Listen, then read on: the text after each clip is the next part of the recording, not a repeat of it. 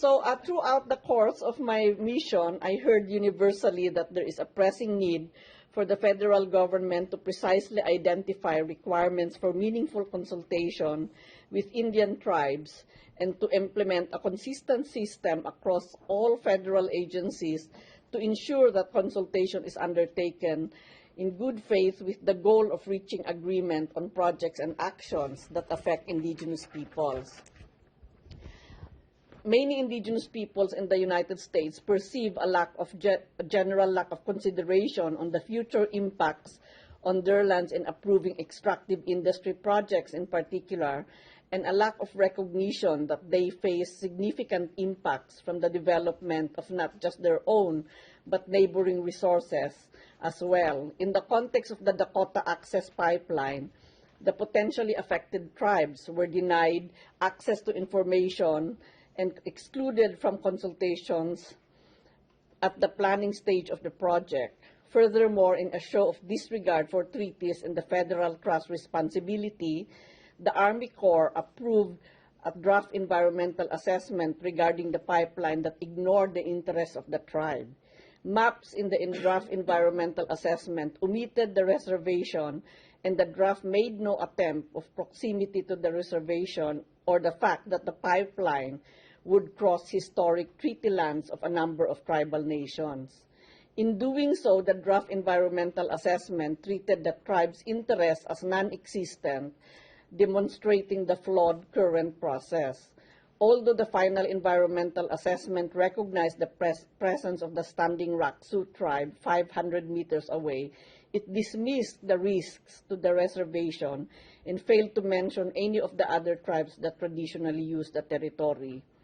Without an adequate social, cultural, or environmental assessment and the absence of meaningful consultation with or participation by the tribes, the Corps gave multiple domestic authorization permitting the construction of the Dakota Access pipeline.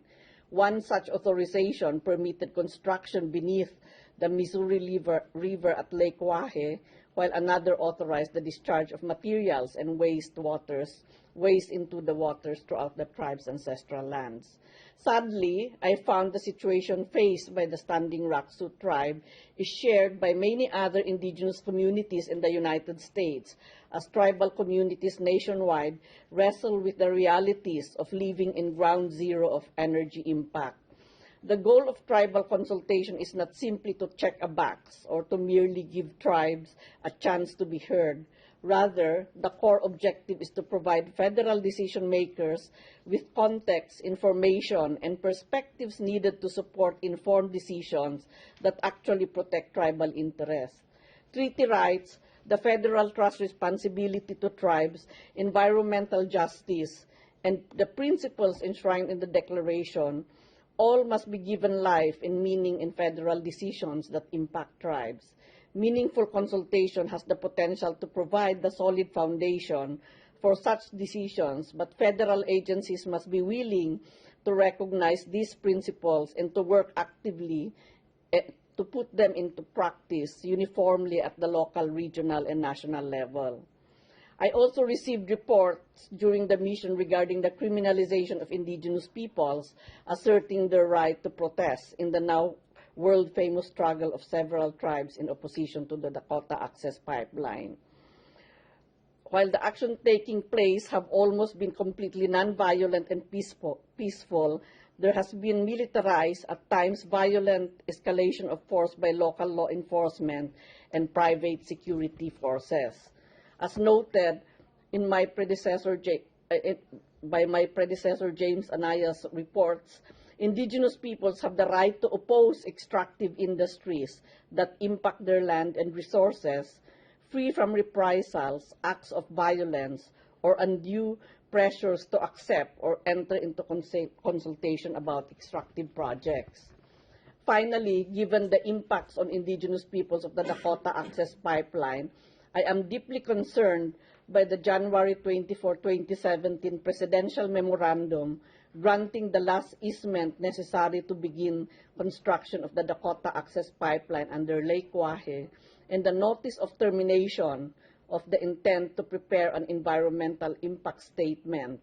I am also concerned about similar impacts on indigenous peoples of the Keystone XL pipeline and the January 24, 2017 executive order inviting TransCanada to resubmit its permit application to the State Department while ordering the Secretary of State to expedite the review process.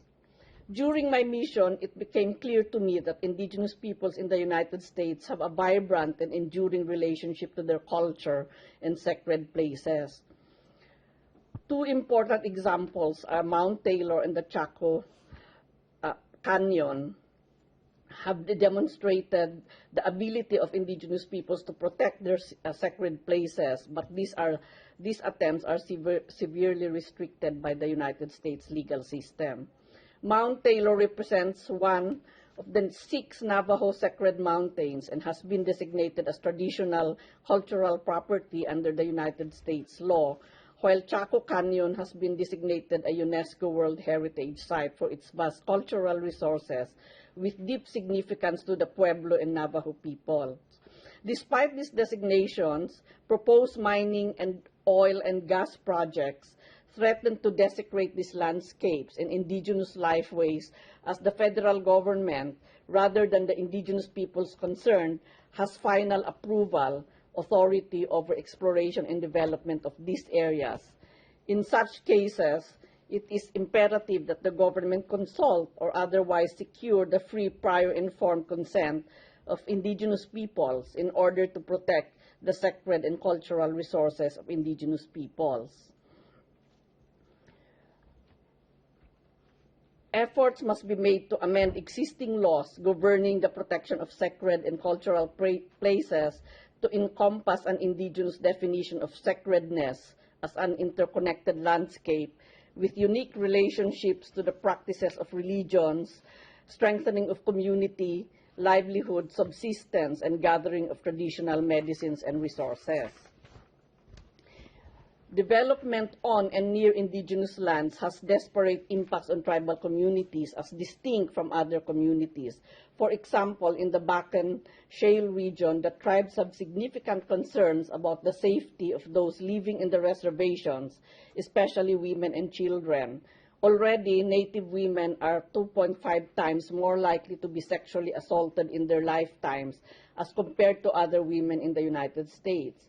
And when the oil boom began in the Bakken, the influx of oil and gas workers to the area coincided with a dramatic increase in violent crime and incredible increase of human trafficking of Native women and children. Risk factors contributing to sex trafficking of Native women include higher incidence of poverty, lower educational attainment levels, and historical trauma. Much of the testimony that I received reference the historical trauma that deeply affects indigenous individuals every day. The trauma accumulated as a result of the largely discriminatory policies of the government towards Indian tribes and individuals since first contact and today still results in distrust of government initiatives and poor health outcomes for Indian individuals. Indigenous communities experience negative health impacts from extraction that occurs off reservation as well. For instance, the Gold King mine disaster in 2015 in Silverton, Colorado, caused 3 million gallons of contaminated water to flow into the Animas River into the Navajo Nation reservation over 100 miles away. Following the spill, levels of heavy metals in the water, including arsenic and cadmium, exceeded allowable limits for domestic water. The contamination caused severe damage to crops and livestock, threatening the livelihood of Navajo farmers and ranchers. The long-term impacts of the spill remain unknown. Importantly, the Gold King mine had not been operational since it was abandoned in 1923. The disaster, which occurred almost a century after the project closed, demonstrates the possible long-term future impacts of natural resource extraction and attendant infrastructure on indigenous peoples. The Gold King mine spill and the Dakota Access pipeline issue issues highlight the many water concerns associated with energy development. In places like the arid West, the substantial volumes of water used in drilling operations cause stress on surface water and groundwater supplies.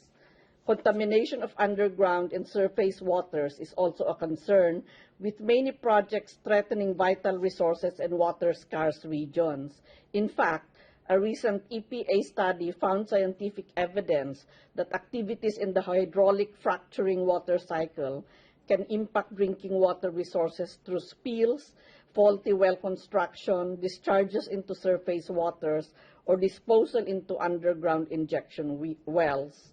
For indigenous peoples, water provides lifeway, subsistence, and have undeniable spiritual significance. In Lakota, they express this belief as Mini Wikoni, water is life.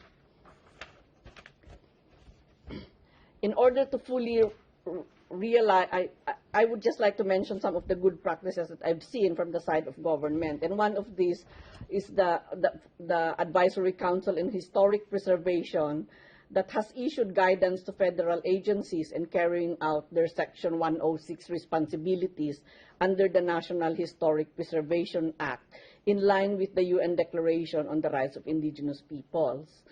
In January 2017, the Department of Interior, the Department of the Army, and the Department of Justice issued a report improving tribal consultation and tribal involvement in federal infrastructure decisions. And this came out after a series of regional consultations. So this report provides constructive strategies to increase communication, to maximize opportunities for good faith negotiations, and to ensure tribal input at every decision. So in terms of what I am recommending, I recommend that the United States government should fully realize the rights of indigenous peoples as enshrined in the UN Declaration on the Rights of Indigenous Peoples. And I strongly recommend that the United States government continue to improve upon its policies to develop stronger government-to-government relations with the tribes. To do so, the government must, at the minimum, adhere to its own consultation policy as set forth in Executive Order 13175. The federal, state, and local governments should adopt consistent practices in consulting with tribes on projects that could affect indigenous rights. The federal government should take steps to consider fully and implement the suggestions from its own 2017 report. The United States should also take appropriate measures to ensure that the Violence Against Women Act will be effectively implemented for indigenous women in terms of increasing the resources that will be used by them to be able to address the issue. And the United States should take appropriate measures to ensure the United Nations guiding principles on business and human rights are properly considered by all accountable actors and any projects that have impacts on indigenous peoples. Finally, I recommend that for any extractive industry project affecting indigenous peoples, regardless of the status of the land, the United States should require a full environmental impact study of the project in consideration of the impact on indigenous peoples' rights. Thank you very much.